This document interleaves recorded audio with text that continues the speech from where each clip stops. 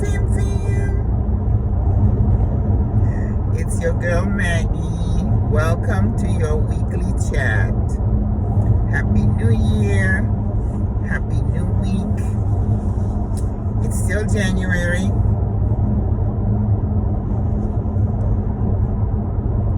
So you still have time to work on those resolutions.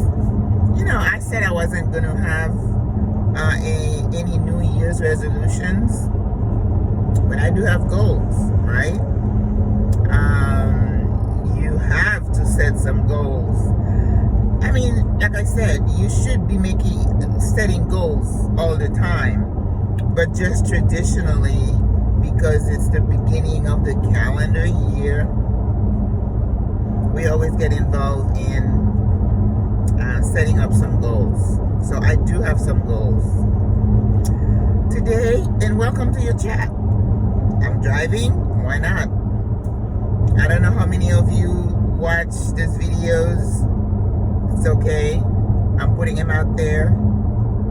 Maybe somebody somewhere is gonna get something out of them, and this is my hope. I'm not doing this for notoriety. I'm not doing it to go viral, which probably I'll never do, because I'm kind of boring, right? But it's just sharing. You know, it's like Will Smith's wife Jada. They have the red table, they talk about things, and that's all I'm doing. We're just chatting. You know,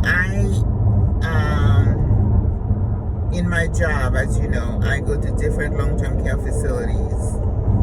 And unfortunately, recently, every single one of my facilities have had COVID outbreaks.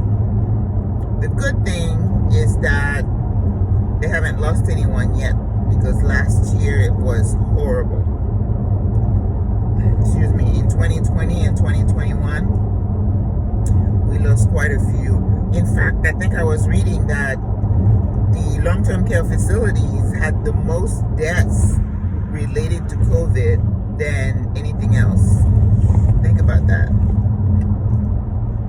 I remember in my facility where I was working at the time, the first two ones that we lost, they were cute little people who, you know, were basically physically depleted. You know, they had no defense. So, and then it was on, and we lost a colleague, somebody who worked there. That was a shock to all of us. So today, you know, it's like, what am I thinking about? I've been doing a lot of reading, watching different videos, listening to different podcasts. And as I said in my previous video last week, I said that you want a variety, right? The way for you to expand your mind. I asked you to commit to having a more open mind, to be more open-minded. And how are you going to do that if you don't read different things, hang out with different people, listen to different radio station podcasts, watch different channels on your television? Don't get your news from just one source, because you're only getting one perspective, and that does not make you an open-minded, I don't want to say stable individual, but maybe the word fits. Wow, I just see this truck. My previous truck was like an orange. This one is a pretty bright orange. Whew, that's cute.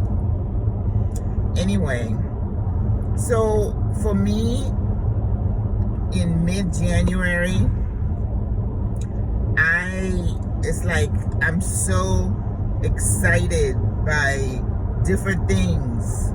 I mean, I'm worried about a lot of different things, especially in the political realm. But again, you cannot let one emotion control you, right?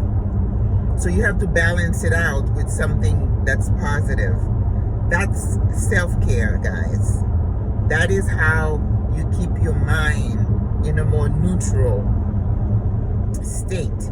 Because again, you have to guard your heart. You've heard me say that a lot of times. No one is going to, looks like it's going to rain. No one is going to take care of you but you, right? Just like we say about our kids. No one can take care of your children like you can. Same thing. Your mind, your mental health, your mental state, your, anything about you. You are the captain of your ship. You make that decision. So those decisions. So I have been blessed with being, excited about different things, about the multiple of things, which, I'm very thankful for. See, my head is going to be cut off again. But I am so excited because I'm thinking of this, thinking of that, and I'm learning about this, learning about that. Like this morning, I was listening to a documentary about Panama. I mean, I love Panama, and I've been thinking about it a lot. I visited 2 or 3 years ago, and I'm like, it's time to go back because I love that country. And they were talking about the invasion, in the 1980s, that the United States invaded Panama. I mean, you knew they went out to get Noriega. I knew, but I didn't understand all the issues, what happened. So I was like, wow, ding, ding. The light bulb went off. That's how I get excited when I learn, because I'm curious. This is another thing.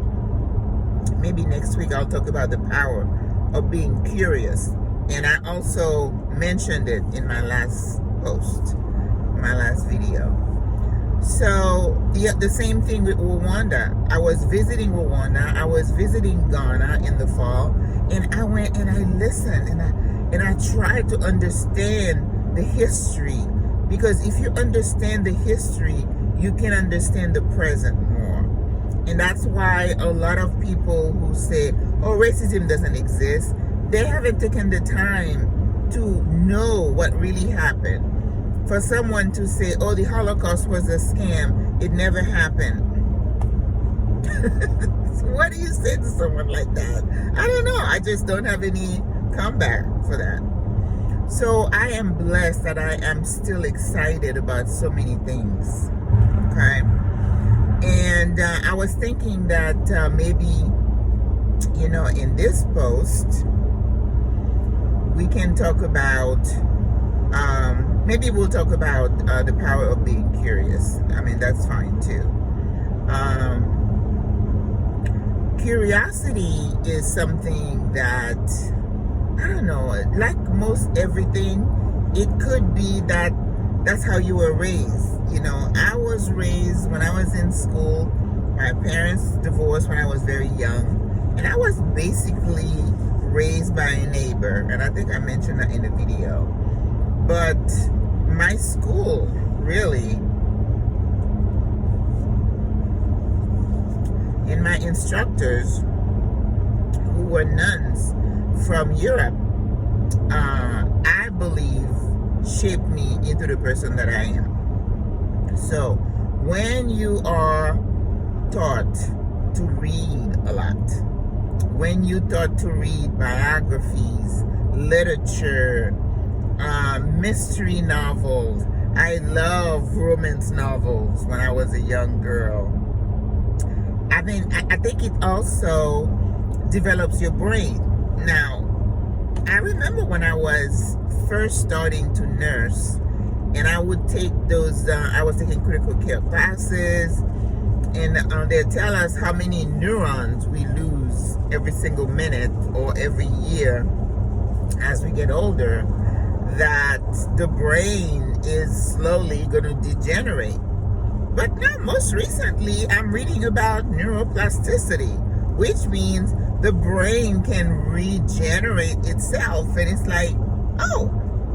And that's why when people talk about the vaccine, Oh, it wasn't tested long enough, so I'm not going to take it because why did they rush it? What they fail to understand is that science has progressed. We don't do things the same way we used to do them. I took the example of the computer. If you imagine, I remember 20 years ago, I was carrying beepers and pagers. Now we have cell phone. We don't need a television. We can watch movies on our phone. People need to adapt and accept that technology is affording us different ways,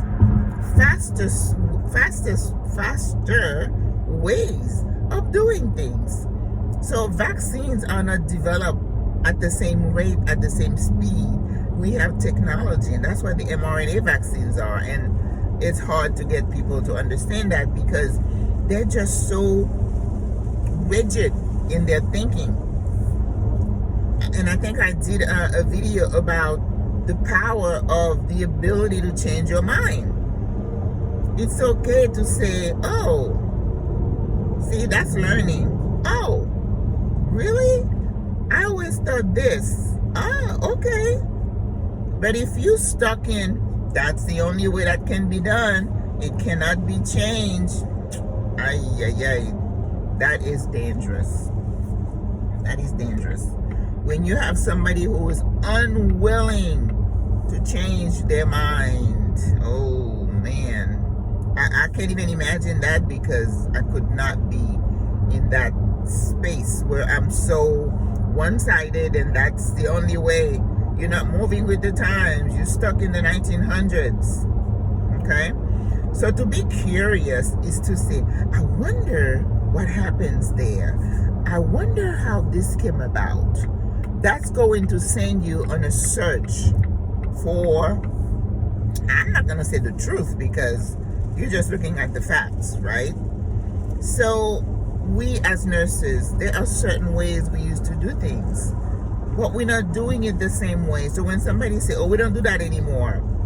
I remember, with Foley catheters, for example, we used to keep them in or change them every 30 days. Well, now they only want you to change it if something is wrong with it. So I'm like, oh, okay. So I go and I research and I'm like, why did they come up with that? That's because they've done research. They know there's a rate of infection. Oh, okay.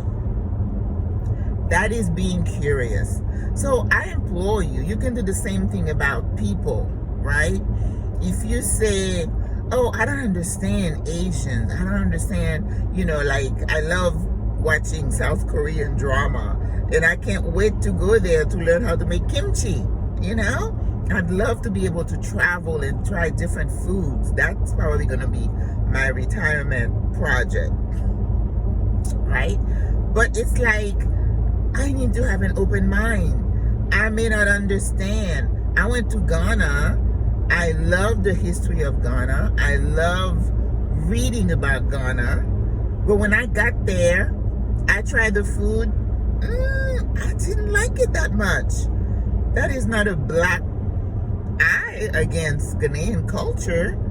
But I was curious enough to learn. Curious enough to try. You have got to try different things.